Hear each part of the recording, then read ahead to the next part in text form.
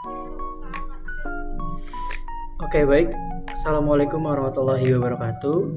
Selamat sore semuanya. Salam sejahtera untuk kita semua. Shalom, Om Swastiastu, Namo Buddhaya, salam kebajikan dan salam bela negara. Oke, baik. Di sini perkenalkan, saya Nanda Saputra dengan NIM 24101111019 dari kelas A pada mata kuliah Sistem Informasi Manajemen dari Universitas Pembangunan Nasional Veteran Jakarta.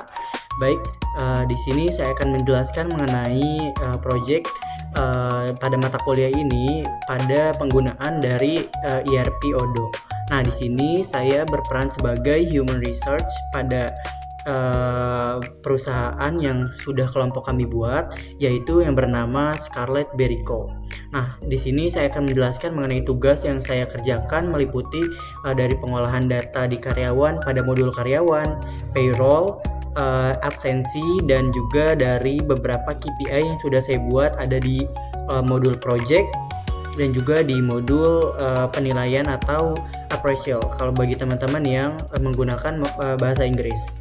Oke, baik, di sini masuk ke modul karyawan. Nah, di mana di karyawan ini kalian bisa membuat karyawan dengan dengan mengklik icon baru ini. Nah, kebetulan di scarlettberry.co ini terdapat 10 total karyawannya. Sudah termasuk dari CEO yaitu Risha Alia Ramadhani, kemudian ada saya sendiri sebagai manajer HR atau Human Research, lalu ada Siti Fatihah Ayah sebagai Supply Chain Manager, lalu ada Gina Regina Rianti dengan manajer keuangan, lalu ada dari Olivia Ramadanti sebagai manajer dari pemasaran. Nah, di sini kami juga mempunyai 3 orang barista, yaitu ada Raka Aditya Pratama, Davin Arka Saputra, dan juga ada Farel Maya Saputra. Nah, kemudian kami juga mempunyai staff dari kasir, yaitu Felicia Aurelia Lim dan juga Natalie Sherin Wanj. Nah, kemudian di sini dari karyawan kita masuk ke departemen, di mana di sini departemennya harus disesuaikan juga. Nah, kemudian dari selanjutnya di situ ada laporan dan juga ada dari konfigurasi. Nah, dari modul karyawan ini kita bisa ngelihat dari lokasi kerja yang sudah dibuat, di mana lokasi kerja dari karyawan-karyawan di Scarlett Berico itu ada dari rumah, ada juga dari kantor, ada juga dari WFA atau work from anywhere, di mana aja. Nah, selanjutnya juga dari modul karyawan ini juga bisa kita lihat di sertifikat-sertifikat, lalu ada melatih peserta juga. Nah, di mana di sini juga sangat lengkap dari karyawan-karyawan semuanya. Terdapat pelatihan-pelatihan yang mereka dapatkan pada tanggal 3 Mei kemarin. Nah, kemudian saya juga sebagai HR di sini mengatur dari payroll atau juga keuangan. Nah, di mana pada sistem ini itu saya membuat dengan penggajian untuk beberapa periode yang sudah saya buat itu ada di 3 bulan, dari April, Mei, dan juga ada Juni. Nah, di mana kita bisa lihat sendiri dari pay-run-nya, kita lihat. Nah, di sini ada beberapa yang saya buat.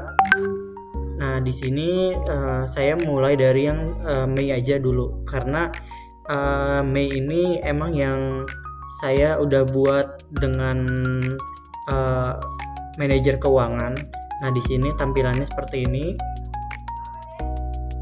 Kalau kita klik di salah satu staff itu, di sini kita tinggal masukin data-datanya aja, seperti kalian balik lagi dibuat baru, lalu tinggal masukin lagi seperti data karyawannya siapa, lalu ada rekaman karyawannya siapa, dan juga pay-run, structure, dan juga periode.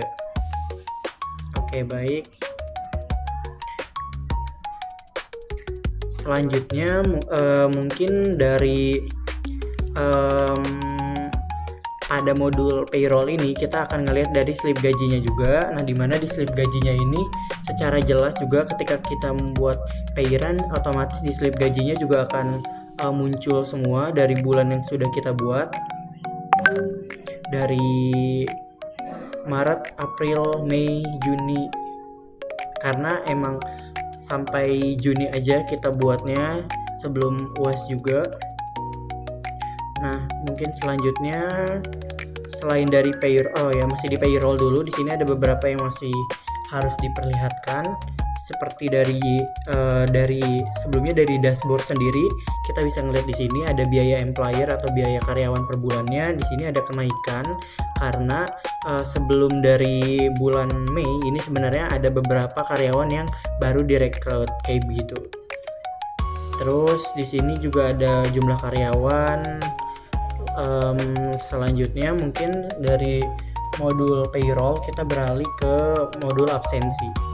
Nah, dimana di modul absensi ini kita saya buat itu untuk semua karyawan itu harus absensi di modul ini atau di bagian absen seperti itu. Nah, selain itu juga kita bisa lihat di sini pada bulan Mei ini sudah lengkap semua 31 sampai 30 tanggal 31. Kita bisa melihat dari total jam kerjanya juga. Kita lihat di sebentar.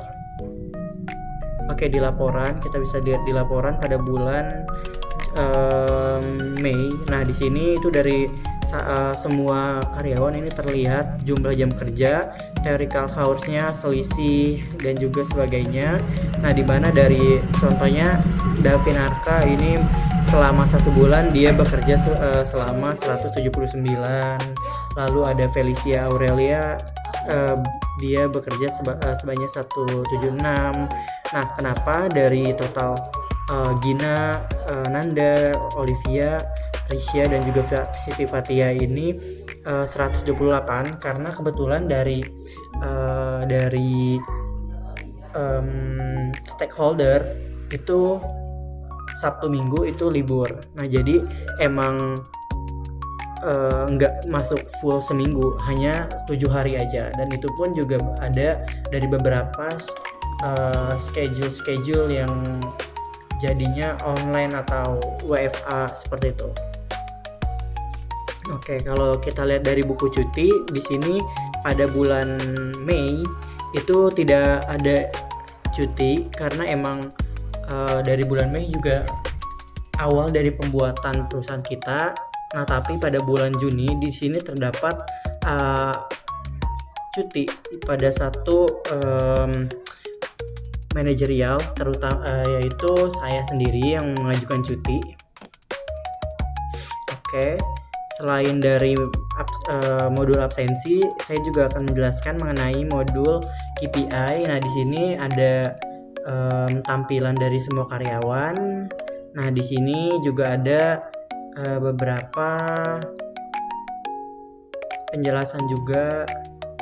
Nah, tapi kalau dari saya itu membuat dari modul KPI dari perusahaan ini itu ada di modul project.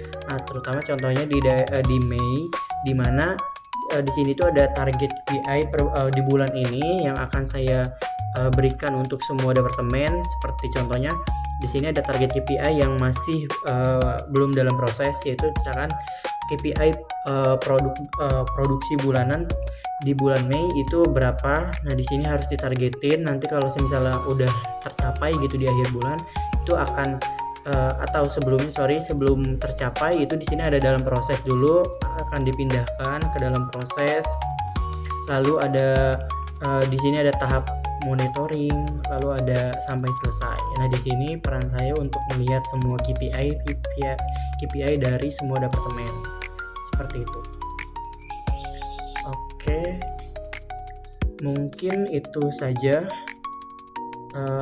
penjelasan presentasi dari saya sebagai HR di perusahaan Odo ini.